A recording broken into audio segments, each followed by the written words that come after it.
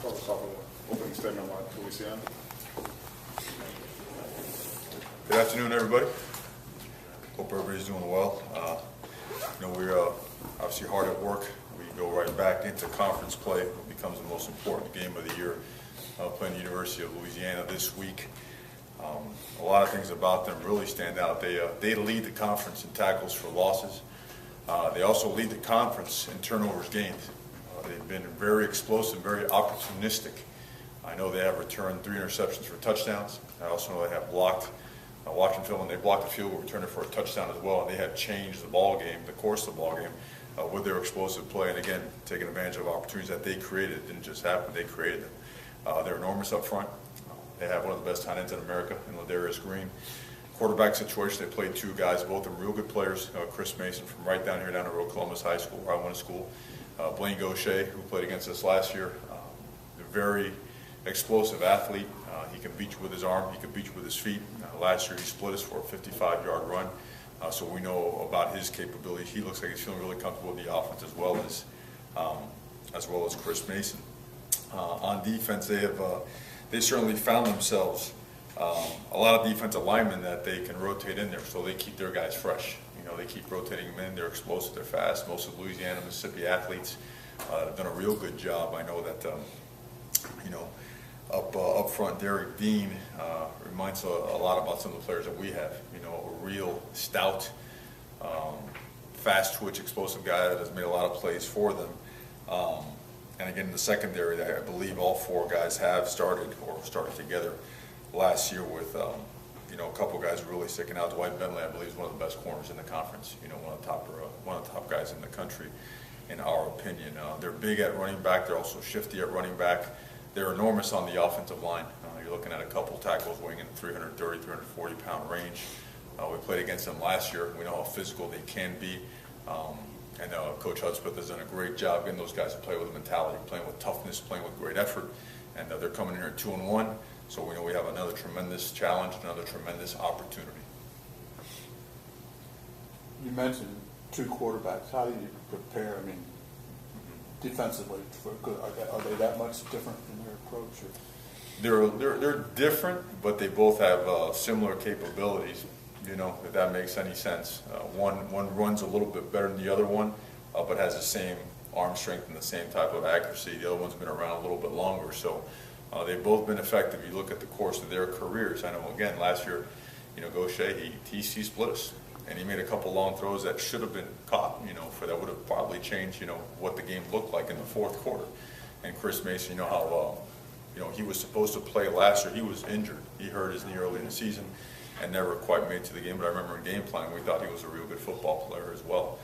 They pound the ball well, so they make sure they put those guys in real good situations. And they've been very efficient in converting on 3rd downs and moving the chains and whatnot. And I do believe right now, in terms of just overall scoring, they do lead the Sun Belt Conference. So, again, a tremendous challenge. Does it make it tougher for you at all to evaluate this team, even though they've played teams like Kent State and Nichols? Does it make it tougher for you at all to evaluate them as a team? Well, in our opinion, and we've watched a lot of football, Kent State's an excellent football team, as is Nichols State. Every time when you study opponent film, you study them schematically, you study them, see how they're playing in terms of their effort, their buying into the program and what the coach is trying to instill there. And obviously the opponent's personnel as well. The opponent personnel is very good, very capable, and they did put a good number of points on Oklahoma State as well. Oklahoma State's one of the better football programs in the country right now, in their first game with new systems in place. So a tremendous amount of respect for this opportunity and this challenge. Green has had a shoulder problem, I think it is. How did he look this last time? He looks fine. He looks fine. I know he missed a couple weeks of camp. We obviously know a lot of him. 2 years ago he really hurt us in a game down there, and then he actually missed a game down here with the injury. And last year he was effective. A couple balls fell off his fingertips. He had opportunities to make some plays. I know he's up for just about every tight end award in America. He's a big guy. He's close, I believe, 6'6". He runs like a wide receiver. That's what makes him such a good football player. And he's become very effective in the running game. But there's a guy that you can line up at the line of scrimmage attached. You can put him out there detached. You can move him in motion, put him in the backfield. you know, he presents some situations that you have to be alert to because you're going to have to make your adjustments on defense. They have a freshman running back, Griffin. He's ran for 116 yards right now for 43 carries. Just what have you seen from him and watching him on film? Physical, you know, he's 225 pounds. You know, he's a big guy, a low center of gravity. He keeps his feet moving. He reads his blocks extremely well, very comfortable with the scheme. He's a real good blocker. His hands are real good out of the backfield as well. He's a complete back. And again, he's only a freshman. So, you know, a tribute to him and his coach for getting him prepared to play. He runs behind a big offensive line. Again, those guys are enormous up front. They'll get on you. They'll move their feet. They'll maul you. They'll try to beat you up front. And they've done a good job in their first 2 games. You know, they really have. Kent State has always had a real physical defense, and these guys got after him pretty good. So, again, you know, our guys have been studying film on them and know, you know, what the task at hand. What were you able to do against him? I mean, last year you had 7 sacks against his team. So what were you able to do against? Very different team. Yeah. Different team, different scheme. You know, it really doesn't apply. You know, we had some success over there last year, but at the same time, you know, it was all sparked by a goal line stand. You know, we had 4 plays from the 1-yard line. We were able to hold up. If not, I believe either they take the lead or it's a tie football game. So that really changed the course of the game. Up until that point, they really did a great job changing the field. They started inside our, believe it or not, this is a true stat, inside our 2-yard line 3 times. You know, they created a big field for us with their special teams. Coach Hudspeth and his staff takes a great amount of pride in special teams as well. So we expect them to be, you know, even better, you know, on special teams. So last year's film, you look at for some personnel evals, but from a schematic standpoint, completely different. Big in your sacks, is that scheme or just better players executing what? Our sacks? Your sacks. I think it's a combination of everything. Guys really knowing the defense well, executing it well.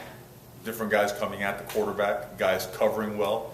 You know, some of those are coverage sacks as well, and our D-line, you know, continue to progress and develop physically, and just playing with great effort. You know, so a ton of progression on that position group, and for that, our defensive line, we have very high expectations. You know, we feel that, you know, we've recruited well there. They worked their tails off. They've developed. You know, we're getting bigger, or we have longer bodies than we've had in the past.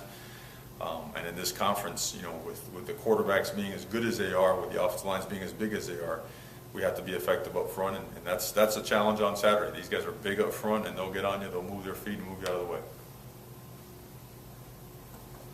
Mario, can you talk about winning a tight game, like a low-scoring game like last week? Mm-hmm. How much that you can build on that? Yeah, well, no doubt about it. You know, adversity comes in different forms, you know, throughout the course of the season. Even though we only have 12 seniors, we have 12 seniors. These guys have played a lot of football together, and they've seen a little bit of everything. You know, they've seen us take on the BCS programs last year early, take the lead in the 4th quarter, but not quite finish the football game.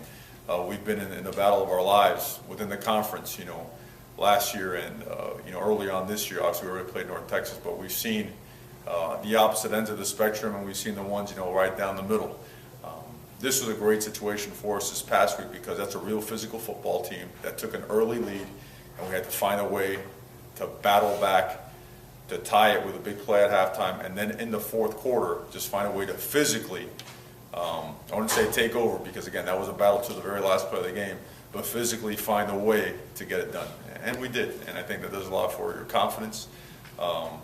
This speaks volumes of the time spent in the weight room by these guys, and it certainly, you know, provides a more experience that we're going to need because the situations as the year goes on, you know how it is. I mean, it's one day it's going to have to be special teams, another day it might have to be the defensive line, and one day the offensive line or running back with a big play. So whoever's number is called, we need to be ready, and I think Saturday helped with that.